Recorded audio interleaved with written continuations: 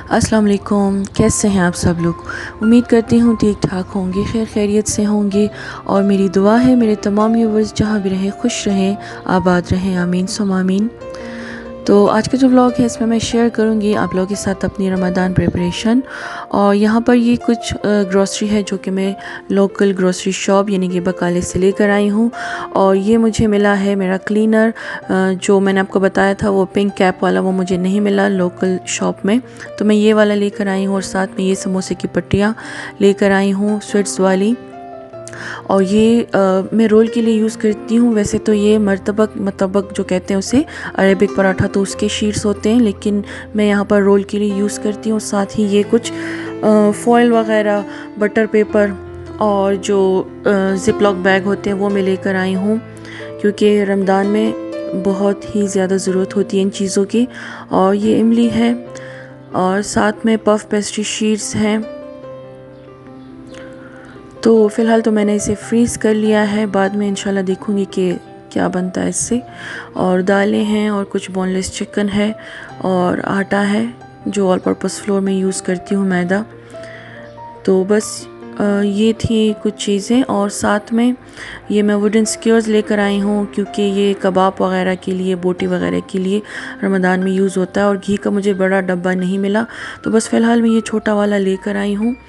और इसके बाद देखूँगी इंशाल्लाह अगर बड़ा मुझे मिले तो मैं वो लेकर आऊँगी, या फिर ये मैंने ट्राई करने के लिए मैं लेकर आई हूँ, क्योंकि मैं दूसरा वाला यूज़ करती हूँ। तो बस ये जस्ट ट्राई करने के लिए मैं लेकर आई थी। और बेसन थोड़ा लेकर आई हूँ, और साथ ही ये सब्ज़ियाँ।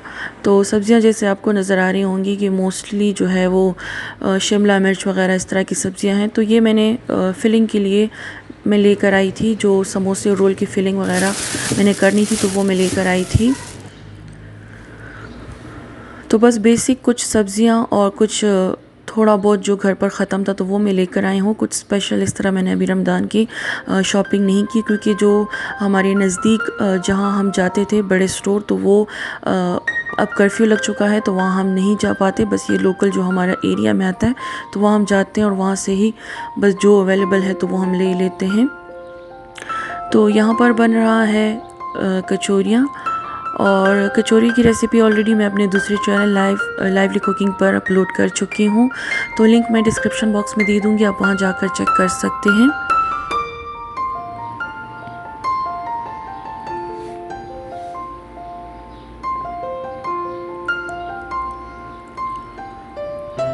तो आटा तो मैं गूंद चुकी थी और अब मैं इसके पेड़े बना रही हूँ। कचौरी के जो पेड़े होते हैं तो वो मैं बना रही हूँ। इसके ऊपर मैंने घी लगा लिया। घी में ऑलरेडी मैंने थोड़ा सा फ्लोर मिक्स किया है और इसके ऊपर भी थोड़ा सा मैंने फ्लोर ऐड कर लिया है। और बस इस तरह के मैं सारे पेड़े बना लूँगी। ये देखिए, यहाँ पर मैंने सारे पेड़े से बनाए हुए हैं। और बस अब मैं इसकी फिलिंग करूँगी।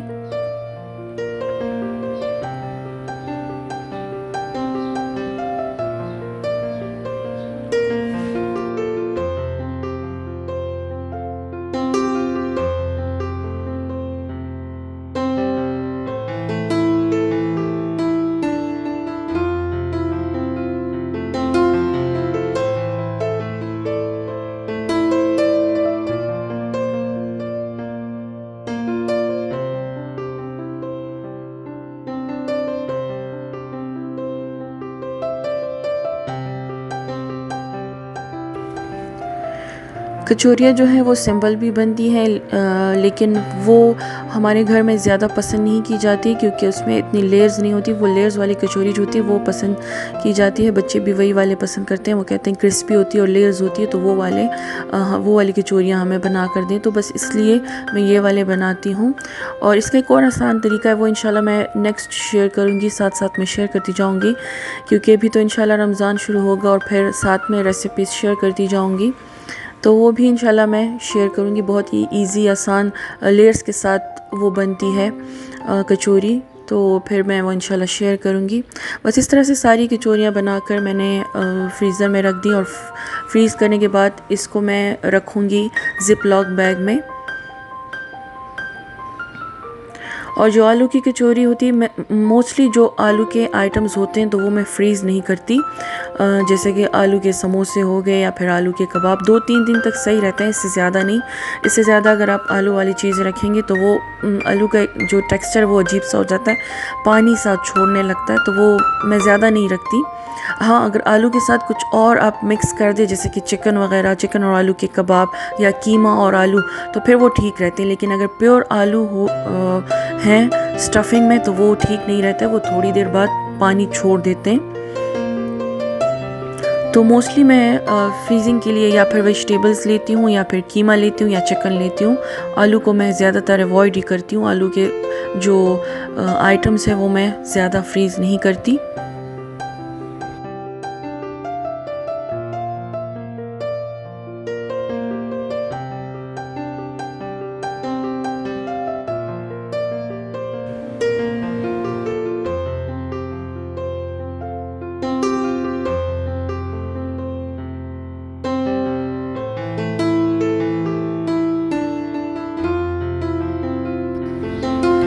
तो बस ये सारी कचौरियाँ बनाकर मैं फ्रीज़ करूँगी। ओवरनाइट के लिए मैंने कचौरियों को फ्रीज़र में रखा हुआ था और ट्रे के ऊपर मैं थोड़ा सा ऑयल लगाया और सारी कचौरी इसके ऊपर रखी और अब ये अच्छे से फ्रीज़ हो गई है। तो अब मैं इसे डालूँगी ज़िपलॉक बैग में।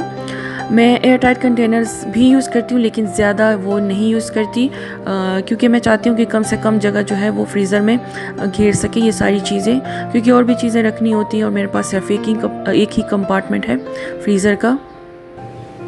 तो इसके बाद मैं बना रही हूँ बेसन के बड़े। इसके लिए मैं लूँगी बेसन, तकरीबन 4 कप मैं यहाँ पर बेसन ले रही हूँ।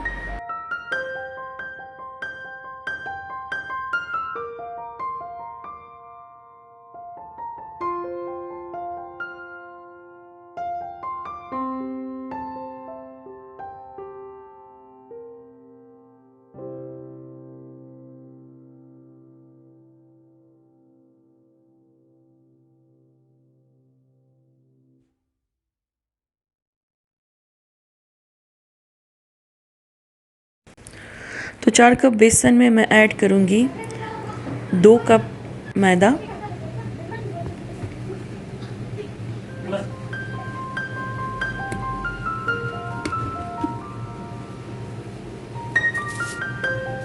नमक हस्बे ज़ायका या फिर 1 टेबल स्पून या फिर जितना पसंद हो आप ऐड कर सकते हैं, और ज़ीरा साबुत, अजवाइन। ज़ीरा मैंने तकरीबन आधा टेबल स्पून ऐड किया है और अजवाइन 1 टीस्पून।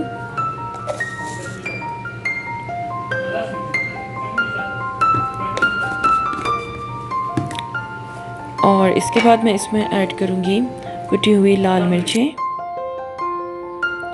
तो मेरे पास नहीं थी तो मैं साबुत वाली इस तरह से तोड़कर इसमें ऐड कर रही हूँ। और इसके बाद मैं इसमें ऐड करूँगी बेकिंग सोडा।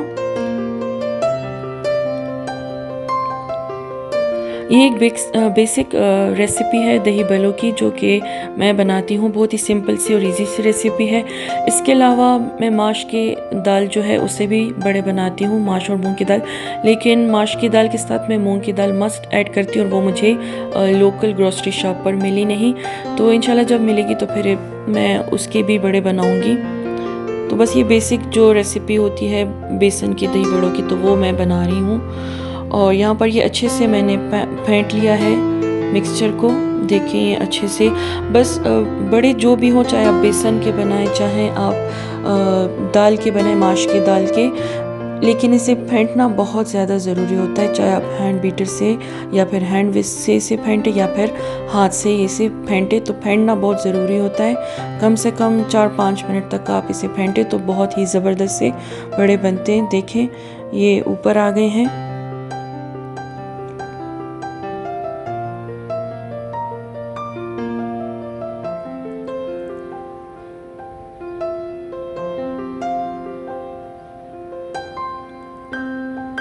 और बस कलर आ गया है तो मैं इसे डिश आउट कर रही हूँ और इसी ट्रे में मैं इसे ठंडा करूँगी और इसके बाद मैं इसे फ्रीज़ करूँगी।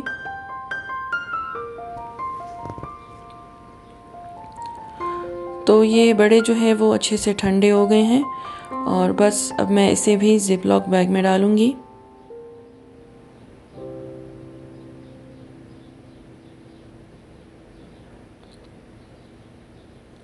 और ये भी जाएंगे फ्रीज़र में।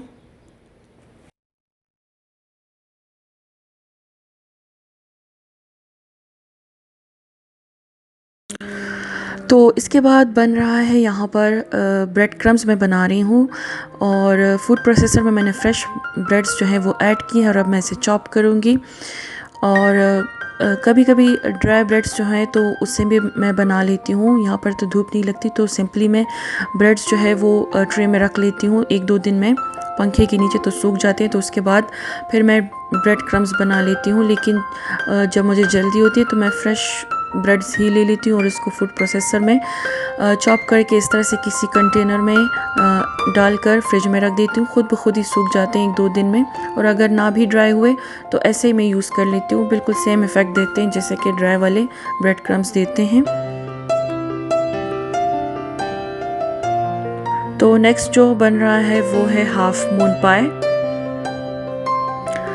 ये से मैंने एक ही डो बनाई थी और इसकी रेसिपी मैं अपलोड कर चुकी हूँ। इन सारी चीज़ों की रेसिपी जो मैं दे सकती हूँ यहाँ पर वो मैं आपको इसी एक व्लॉग में दे दूँगी, और जो नहीं है इसमें तो वो मैं उसका लिंक जो है वो मैं आपको डिस्क्रिप्शन बॉक्स में दे दूँगी, तो आप वहाँ जाकर चेक कर सकते हैं। ये एक ही डो है जो कि मैंने बना के रखा हुआ था और इसी से मैंने ये जो डी शेप समोसे भी आप कह सकते हैं ये भी मैंने बना लिए थे, पिन व्हील भी मैंने इसी से बना लिए थे, और कचौरियाँ भी मैंने इसी से ही बनाई थी। तो बहुत अच्छी रेसिपी है, एक ही डो से आप इतनी ज़्यादा चीज़ें बना सकते हैं मुख्तलिफ़ फिलिंग्स के साथ, मुख्तलिफ़ शेप्स के साथ।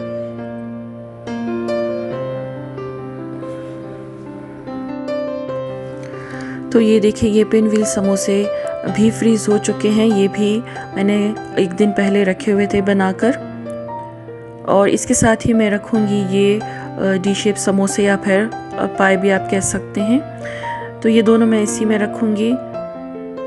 मैंने कम कम चीज़ें ही बनाई हैं क्योंकि मुझे ज़्यादा फ्रीज़ की हुई चीज़ें पसंद नहीं हैं। यानी कि बस मैं बनाती हूँ और हफ्ते 10 दिन में ही यूज़ हो जाए, बस इस तरह से इतनी क्वांटिटी में बनाती हूँ।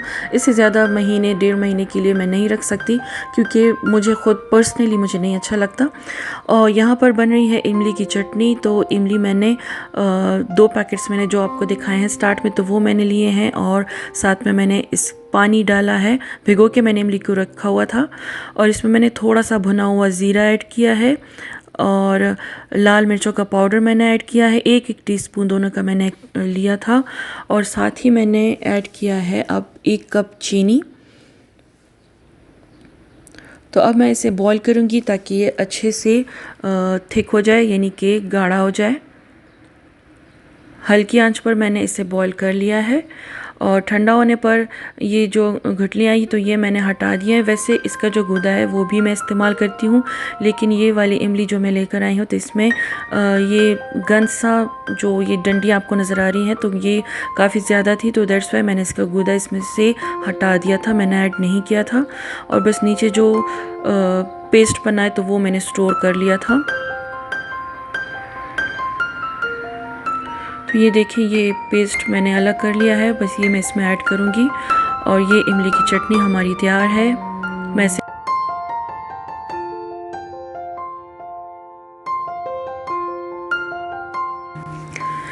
तो इसके बाद मैं बना रही हूँ हरी चटनी, यानी कि धनिया और पुदीने की चटनी जो होती है तो वो मैं बना रही हूँ। और धनिया और पुदीना ऑलरेडी मैंने वॉश करके रखा हुआ था। तो अब मैं ब्लेंडर में ऐड करने जा रही हूँ धनिया और पुदीना, और साथ ही मैं इसमें ऐड करूँगी लहसुन के 2 से 3 जवे, और हरी मिर्चें साथ में ऐड करूँगी, और नमक थोड़ा सा ऐड करूँगी, और भुना हुआ और कुटा हुआ धनिया और ज़ीरा दोनों थोड़े थोड़े करके मैं ऐड करूँगी, और थोड़ा सा कुटा हुआ अनारदाना। और बस इसके बाद मैं इन सारी चीज़ों को अच्छे से ब्लेंड करूँगी। थोड़ा सा ही पानी इसमें मैं डालूँगी, बाद में ज़रूरत हो तो फिर मैं ज़्यादा ऐड करूँगी इसमें।